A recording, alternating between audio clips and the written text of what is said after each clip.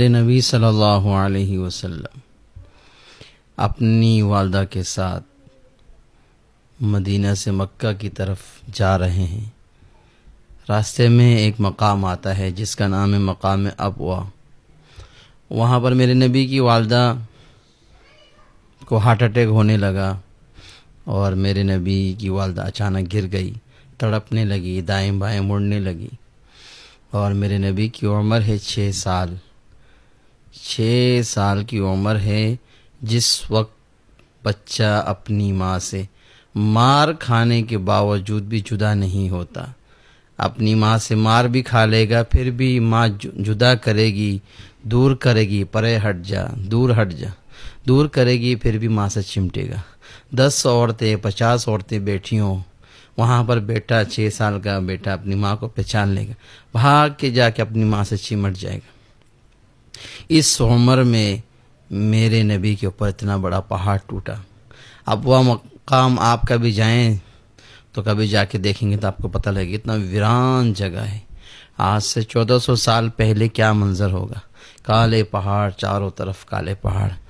وہاں پر پہنچے تو وہاں پر میری نبی کی والدہ کو ہارٹ اٹیک ہونے لگا، تڑپنے لگی، ادھر ادھر مڑنے لگی، اور پھر کہنے لگی کہ ہر کسی کو موت آنی ہے، ہر جوان کو، ہر بوڑھے کو، ہر امیر کو، غریب کو، مالدار کو، سب کو، صحت مند کو، بیمار کو، سب کو موت آنی ہے۔ اس موت نے سب کو جدا کر دینا ہے۔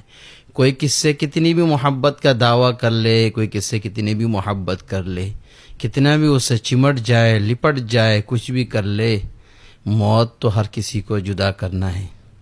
موت تو آ کے ہر کسی کو جدا کرنا ہے ایک دوسرے سے۔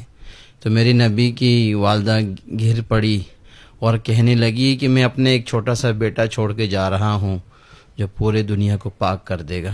یہ کہہ کر ان کا انتقال ہو گیا، اور میرے نبی بے تحاشا رونے لگے۔ ایک 6 سال کا بچہ، اس کے سامنے اس کی ماں کا انتقال ہو جائے اور ساتھ کوئی نہیں، کوئی دلاسا دینے والا نہیں۔ ایک ان کی خادمہ تھی ام ہانی، وہ ساتھ تھے، ان کے دلاسا دینے سے بھی کچھ نہیں ہو رہا، دھاڑے مار مار کر چمٹ چمٹ کے رو رہے ہیں۔ پتھر جمع کر دیا، جمع کر کے اپنی والدہ کو دفن کر دیا۔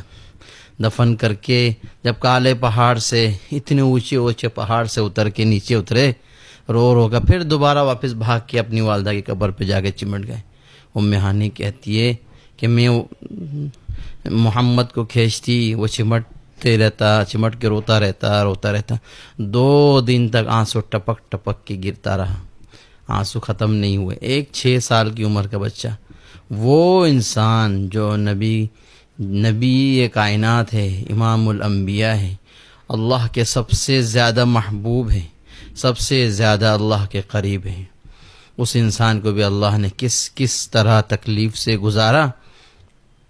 یہ تکلیفیں وہی سمجھے گا جس کے دل میں نبی کی محبت ہوگی، وہی سمجھے گا جس کے دل میں نبی کے لیے عشق ہوگا، وہی سمجھے گا جو نبی سے سچا محبت کرتا ہوگا۔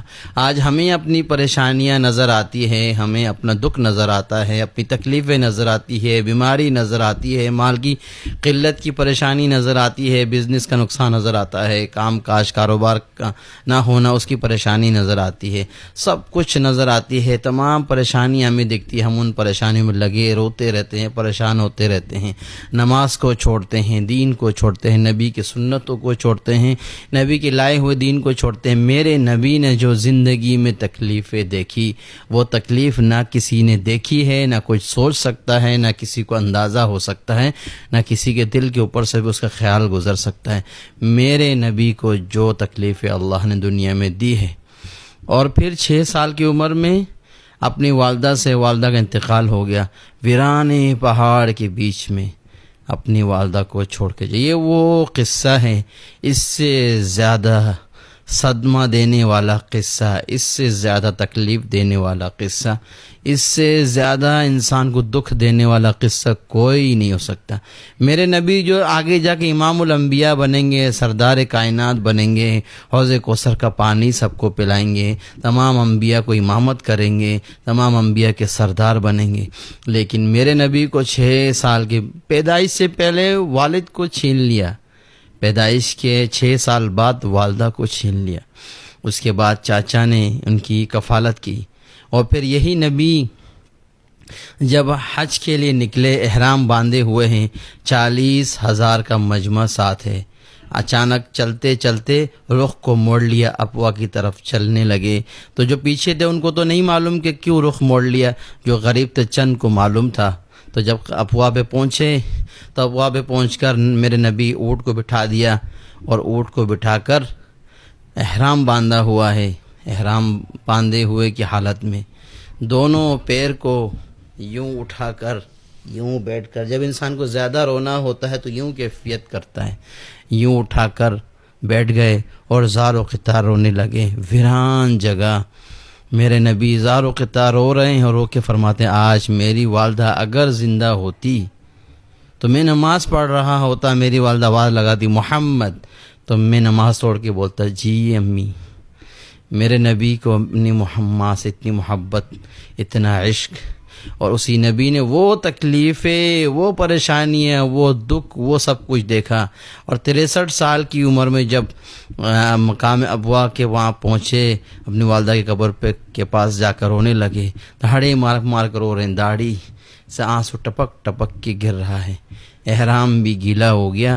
اور پھر وہ نبی جنہوں نے عرش کا سفر کر کے آ گئے، جن کو اللہ نے نبوت کا تاج پہنا دیا، جن کے دین کا، جن کے اسلام کا پوری دنیا میں بول بالا ہونے لگ گئے، وہ نبی آخری عمر میں اپنی والدہ کے قبر کے پاس ویران جگہ جو جاتے ہیں، جو دیکھتے ہیں، انہیں کو پتہ لگتا ہے۔ جن کے دل میں نبی کا عشق و محبت ہے وہی اس درد کو سمجھ سکتا، اور کوئی نہیں سمجھ سکتا۔ بتانے کا مقصد یہ کہ آج ہم اپنی تکلیفوں کو لے کے روتے ہیں، پریشان ہوتے ہیں، بہت زیادہ دکھ کرتے ہیں، بہت زیادہ غم میں آ جاتے ہیں۔ ارے میرے نبی نے جو تکلیفیں دیکھی اپنی زندگی میں، ان تکلیفوں کا تو کوئی مسلمان نہ اندازہ کر سکتا ہے، سہنے کی تو دور کی بات ہے، اس کے دل کے اوپر سے بھی خیال نہیں گزر سکتا۔ اللہ تعالی ہمیں بھی وہ عشق کی محبت نصیب فرمائے، اپنے نبی کے محبت کا، دکھ کا، درد کا احساس نصیب فرمائے، تاکہ ہمیں پتہ لگے یہ دین ہم تک پہنچا ہے، بڑی تکلیفوں کے بعد، بڑی قربانیوں کے بعد، بڑی محنت کے بعد پہنچا ہے، اور ہم اس دین پر عمل کرنے والے بن جائیں۔